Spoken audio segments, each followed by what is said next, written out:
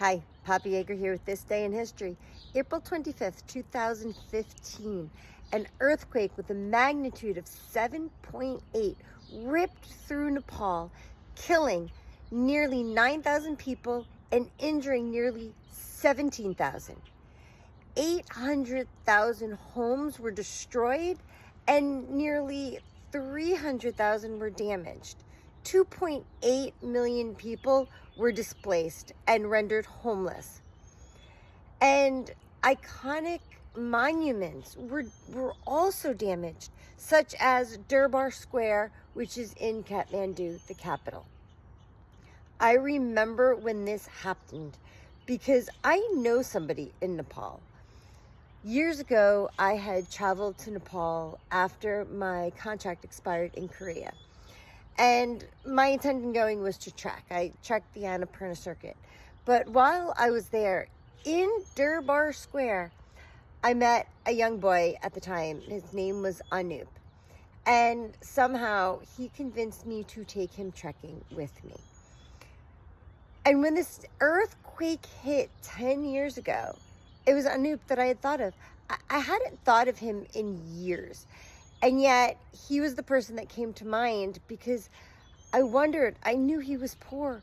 I wonder what his life, how he was impacted by this earthquake.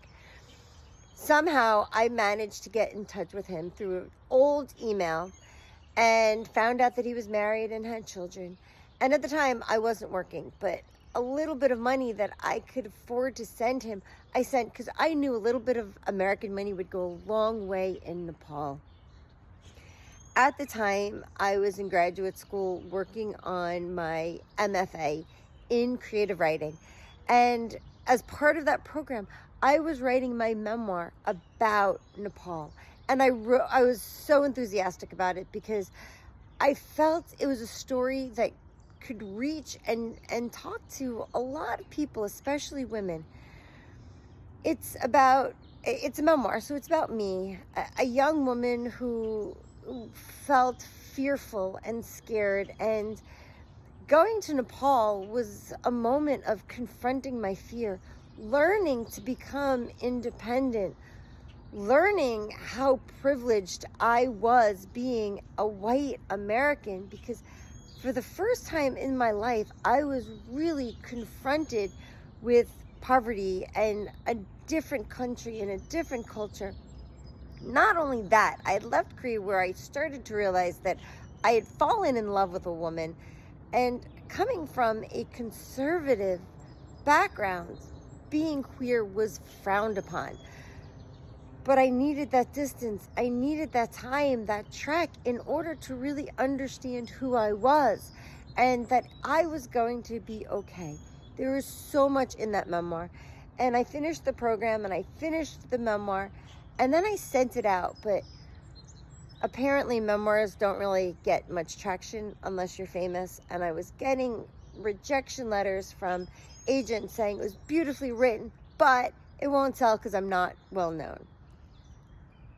Here I am 10 years later, and I decided, you know what, I'm a better writer. I'm going to revisit the memoir. And for the last couple of weeks, I've started revising it. And there really is a great deal in this that I think would be valuable to read, especially for girls, young women who want to go out and explore or feel like maybe they can't do something because they're girls. I'm revisiting the memoir. But I'll tell you, it's hard being a writer.